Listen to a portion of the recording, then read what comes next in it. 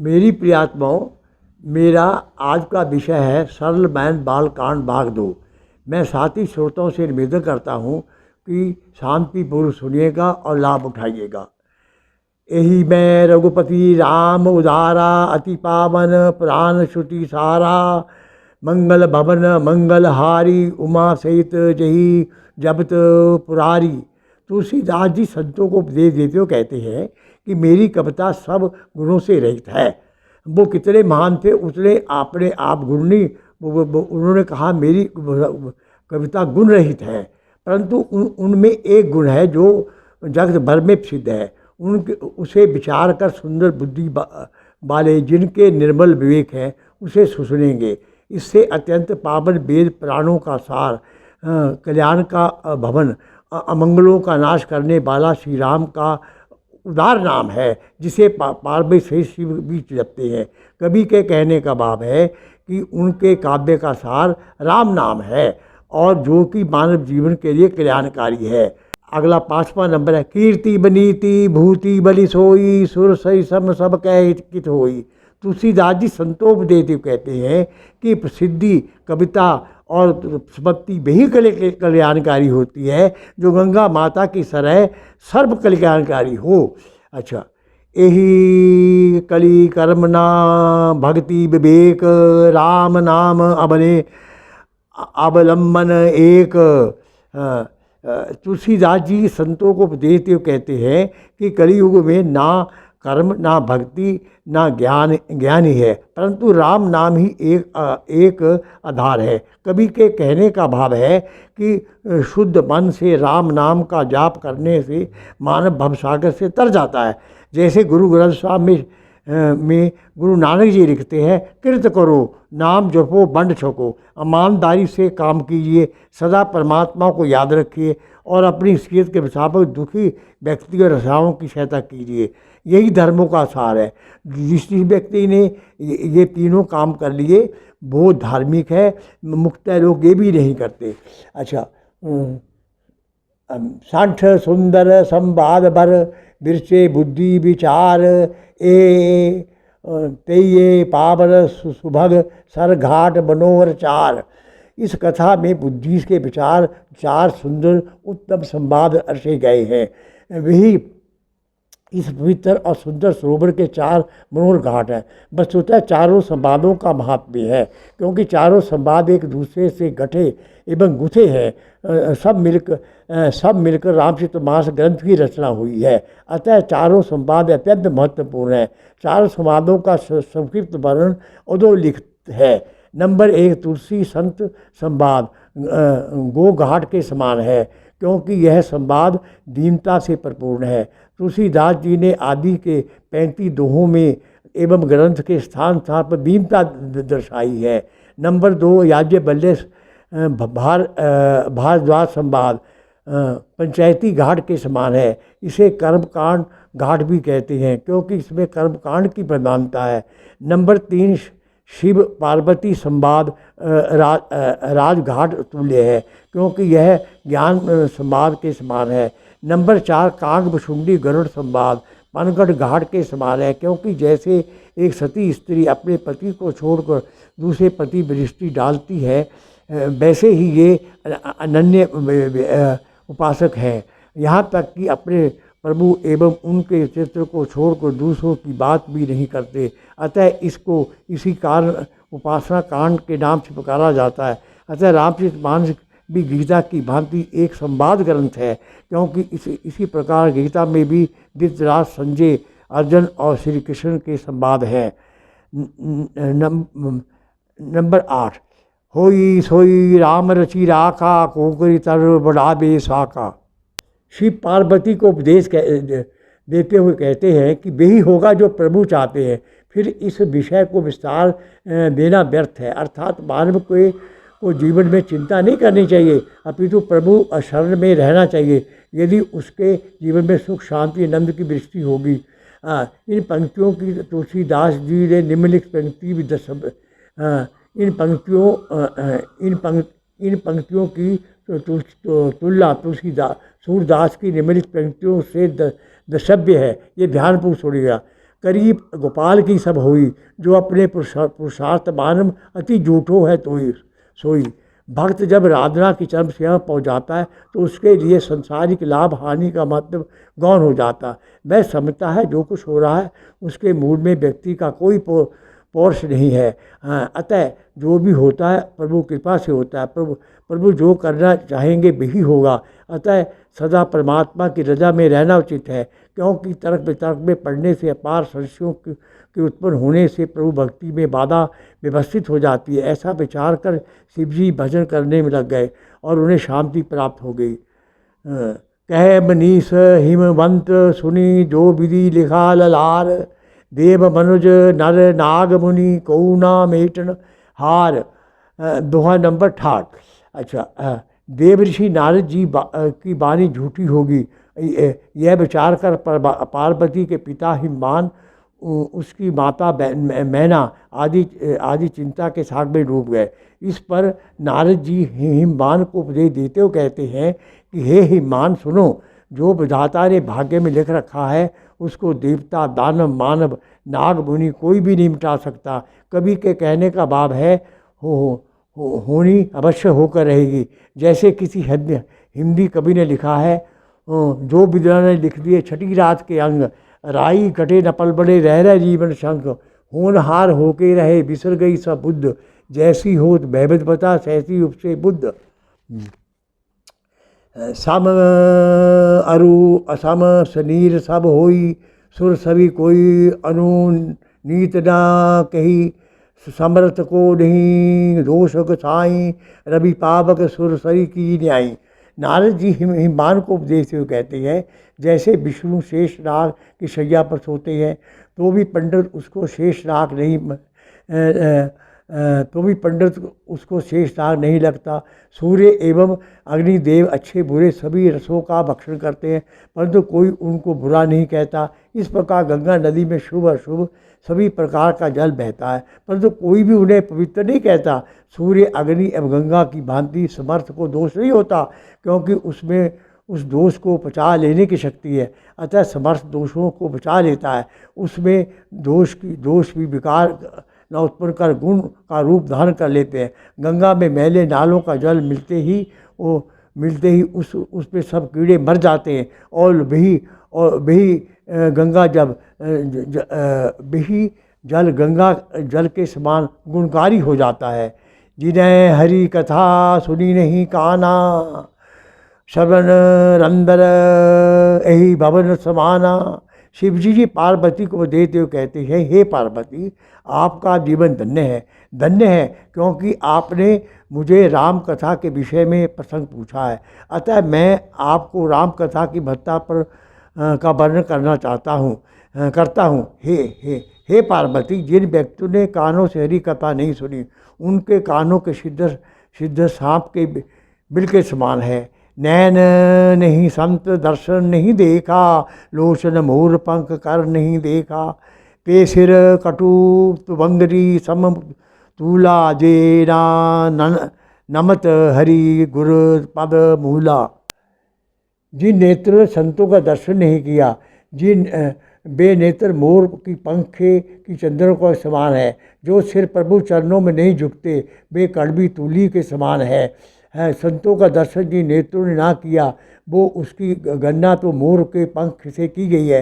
अर्थात वे नेत्र चाहे कितने भी खूबसूरत कमलवत क्यों ना हो, परंतु वे और उनकी सुंदरता व्यर्थ है। जिन्हें हरि भक्ति हृदय नहीं आनी, जीवन सब समानत ही प्राणी, जो नहीं करही राम गुण गाना, जिन्हें नहीं दादर यही समाना। जो व्यक्ति प्रभु भक्ति को अपने हृदय में नहीं लाए, वे प्राणी जीते जी मुर्दे के समान है। जो जीव राम गुणगान नहीं करती, वह मेढक के समान है। सब समान कहने का भाव है उनका जीवन व्यर्थ है। चाहे व्यर्थ समय को मुर्दा जलाया जाता है, पुनः मुर्दे को छूने से लोग अपवित्र हो जाते हैं। स्नान के उपरांत शुद्धि होती है, वैसे ही व्यक्तिहीन व्यक्ति का जीवन भी अपवित्र है। अतः व्यक्ति को प्रभु भक्ति करनी चाहिए। कुलिस कठोर निषट सोई छाती, सुनी हरि चित्र न होई हर छाती। हाँ, वह छाती बजर समान कठोर निष्ठुर है, जो हरि चित्र सुनकर भी सुनकर भी हर्षित नहीं होती। कवि के कहने का भाव है, प्रभु भक्ति के बिना मानव जीवन व्यर्थ है, क्योंकि व्यक्ति को प्रभु की रजा में रहकर ही सुख शांति और नंद की उपलब्धि होती है। क्योंकि नंद प्रभु का पर्यायवाची शब्द है, चाहे प्रभु का हो चाहे आनंद का हो, एक ही बात है। प्रभु में नंद है ऐसा नहीं, प्रभु और नंद एक ही मतलब है। अतः मुझे कहना पड़ा, विषय बकारों ने सब बिगाड़े, प्रभु भक्ति ने सब तारे, जो प्रभु भक्ति नहीं करते वो है किस्मत के मारे। सैगुण अगुण नहीं कुछ भेदा, गम ही मुनि पुराण बुध भेदा, गुण अरूप अखल अज होई, भक्त प्रेम सब सैगुण होई। शिव जी पार्वती को परमात्मा के पार गुणों का वर्णन करने को कहते हैं। निर्गुण और गुण में कुछ भेद नहीं है। जो निर्गुण निराकार अव्यक्त और जन्मा है वही भक्तों के प्रेम के कारण सैगुण हो जाता है, अर्थात परमात्मा के गुण अनंत एवं सीम है। इसी कारण उपनिषदों में परमात्मा को नेति नेति यह नहीं कह के पुकारा गया, क्योंकि तरफ वितर में पढ़ने से अपार संशयों की उत्पत्ति होने से प्रभु भक्ति में बाधा उत्पन्न हो जाती है। ऐसा विचार शिव जी भजन में ऐसा विचार करके शिव जी भजन में लग गए और शांति को प्राप्त हो गए। मैं श्रोताओं से निवेदन करता हूँ कि अगले पद्यांश को बड़े ध्यानपूर्वक सुनिएगा और जीवन साथ कीजिए। बिन पद चुलही बिन पद चलही सुनी बिनु काना, बिन कर बिन कर्म करही विधि नाना, आन रहित सकल रस भोगी, बिन बानी बगता बड़ जोगी, तन बिनु स्पर्श नैन बिनु देखा, गई ग्रान बास शेषा, अस बांति लोकित करनी, महिमा जासु जाई नहीं बरनी।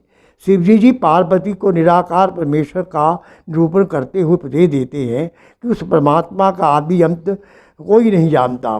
वेदों में बुद्धि के अनुमान कहा गया है कि वह बिना पैरों के चलता है, बिना कानों के सुनता है, बिना हाथों के अनेक प्रकार के कार्य करता है, मुख को बिना ही संपूर्ण रसों का भोगता है, वाणी के बिना ही बड़ा योग्य बकता है, वह शरीर के बिना ही स्पर्श करता है और नेत्रों के बिना भी देखता है, नाक के बिना ही संपूर्ण गंध का ग्रहण करता है। अतः उसकी करनी अद्भुत है, जिसकी महिमा अवर्णनीय है। यहाँ पर कवि ने प्रभु के विराट एवं निराकार रूप का अद्भुत अद्वितीय वर्णन किया है, जो कि अत्यंत श्लाघनीय है। जैसे नत्थासीन दोष भक्ति नामक कविता में लिखते हैं, जर्रे जर्रे में झांकी भगवान की, किसी सूझ वाली आँख ने पहचान की। जब जब हुई धर्म की हानि, बड़ी असुर अदब अभिमानी, तब तब प्रभु धरी विविध शरीरा, हरि कृपा निधि सजन पीरा। शिव जी पार्वती को उपदेश हुए कहते हैं, हे पार्वती, संत मुनि वेद और प्राण कहते हैं जब जब धर्म का पतन होता है और नीच अभिमानी राक्षस लोग बढ़ जाते हैं, तब तब वे कृपा निदान प्रभु भांति भांति के शरीर धारण करके सजरों के दुख को दूर करते हैं। हरि अनंत हरि कथा अनंता, कही सुनी बहुविधि सब संता। शिव जी पार्वती को उपदेश देते कहते हैं कि कर्म कल्प में सब प्रभु अवतार लेते हैं और अनेक प्रकार से सुंदर चित्र करते हैं। तब तक परम पवित्र काव्य रचना करके मुनिवर कथाएं गाया करते हैं और भांति भांति के अनेक अनुपम प्रसंग वर्णन किया करते हैं। बुद्धिमान लोग उन्हें सुनकर आश्चर्यचकित रह जाते हैं। सोचते प्रभु अनंत है और उसकी कथा भी अनंत है, अतः संत उसको अनेक प्रकार से कहते सुनते हैं। कवि के कहने का भाव है, प्रभु की लीला अद्भुत अद्वितीय है। जैसे एक कवि के शब्दों में, सब जानत प्रभु प्रभुता हो सोई, तपती कहे निज रहा न कोई। तुलसी जसी बहबत बता, तैसी बिनी साई, आपू आपी पहिए आपू। तुलसी जैसी बहबत बता, तैसी बिनी साई, आपनू आबी ताही पही ताही तहा ले जाई। दोहा नंबर 159 है। तुलसी जाति संतों को उपदेश देते हुए कहते हैं, जैसी होनहार होती है वैसी सहायता मिल जाती है। वह भाभी स्वयं ही उसके पास आ जाती है और आकर भी उसी को बहा ले जाती है जहाँ सहाय करने वाला हो। कवि के कहने का भाव है कि होनहार को कोई व्यक्ति नहीं टाल सकता। राम और कृष्ण भी होनहार को नहीं टाल सके। जैसे कबीर जी लिखते हैं, कर्म गति टारे नहीं टरे, मुनि वशिष्ठे पंडित ज्ञानी शोध के लगन धरी, सीता हरण मरण दशरथ को वन में विपत्ति पड़ी। भारद्वाज सुनी जही हुई विधाता बाम, धुरी मेरु सम जनक जम ताई व्याम सम दाम। दोहा 175। याज्ञवल्ली भारद्वाज को उपदेश देते कहते हैं, सत्य केतु फल में कोई नहीं बचा। ब्राह्मण का शाप झूठा कैसे हो सकता है। शत्रु को जीतकर नगर को फिर बसाकर फिर राजा विजय एवं यश पाकर अपने नगरों को चले गए। भाव ये है कि भानु प्रताप ने सब राजाओं पर का जय यश प्राप्त किया। अतः याज्ञवल्क्य कहते हैं कि भारद्वाज सुनो, इस प्रकार जब विधाता विपरीत होते हैं तब उसको धूलि पर्वत के समान होता, पिता यमराज के समान होता, रस्सी एवं माला सांप के समान होती है। हाँ, हरि व्यापक सर्वत्र समाना, प्रेम के बरकन होई मैं जाना। परमात्मा की सर्वव्यापता पर प्रकाश डालते श्री पार्वती से कहते हैं कि परमात्मा सर्व स्थानों पर समान रूप से व्यापक है। सब सृष्टि के कण कण में दृष्टिगोचर हो रहा है, परंतु वह श्रद्धा और प्रेम से ही प्रकट होते हैं। कवि के कहने का भाव है, परमात्मा सृष्टि के जर्रे जर्रे में उत्पन्न है। इसी भाव को यजुर्वेद में इस प्रकार व्यक्त किया है, ओम ईशावास्यमिदं सर्वम यत्किंजगताम जगत तेन तक तेन भूंजिथा मांग हृदय कस्येदं धर्म। यजुर्वेद 41। इस ब्रह्मांड में जो कुछ भी दिखाई दे रहा है सभी कुछ ईश्वर से व्याप्त है, ईश्वरी संसार के कण कण में। अतः प्रभुतः प्रत्येक वस्तु का प्यारपूर्ण भोग कीजिए, उससे चिपटो मत, क्योंकि यह धन किसी का भी नहीं है। जैसे सूरदास जी लिखते हैं, सबसे ऊंची प्रेम सगाई, दोजन के बीमा त्यागो साग बिदर कर खाई। लता भवनते प्रगट में तही अप्सर दो भाई, निकसे जनु जुग विमल विदु जल्द पटल मिल गाई। हाँ, नेत्रों के रास्ते से हृदय में लाकर सीता पलकों के कबाड़ बंद करके ध्यान मग्न हो गई। जब सखियों ने सीता को प्रेम बस जाना वे कुछ शर्मा गई और कुछ भी ना कह सकी। उस समय दोनों भाई लता कुंज से निकले, जैसे दो निर्मल चंद्रमा मेघ वर्ण को अलग करके निकले हों। वस्तुतः कभी अपनी कल्पना से पाठकों का ध्यान बलपूर्वक खींचकर मेघ समूह को फाड़कर दो चंद्रमाओं को निकालने के दृश्य की ओर ले जाता है, जिससे लताओं को खींचकर उनके बीच से निकलने की छटा का अनुमान कर सके। जिन्हें के रही भावना जैसी प्रभु मूर्ति देखी तिन जैसी। जिस समय राम और लक्ष्मण सीता विवाह में पधारे, मानो साक्षात सौंदर्य उन पर छा रहा हो। ये दोनों भाई नेक राजाओं के बदले में ऐसे शोभित हो रहे थे मानो तारों के बदले में दो पूर्ण चंद्रमा। परंतु फिर भी जिनकी जैसी भावना होती उसी से उन्हें देखा। कवि के कहने का तात्पर्य प्रत्येक व्यक्ति अपनी अपनी भावना के अनुसार ही सृष्टि का अवलोकन करता है, तभी तो कहा गया वैसी दृष्टि वैसी सृष्टि।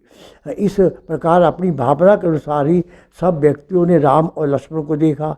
जैसे थॉमस ग्रे लिखते हैं, मैं श्रोताओं से निवेदन करता हूँ कि उनके विचारों को ध्यानपूर्वक सुनने का जीवन साथ कीजिए। Man consider the action, God based the attention. व्यक्ति कर्म देखता है, परमात्मा भावना देखता है। ओम शांति शांति।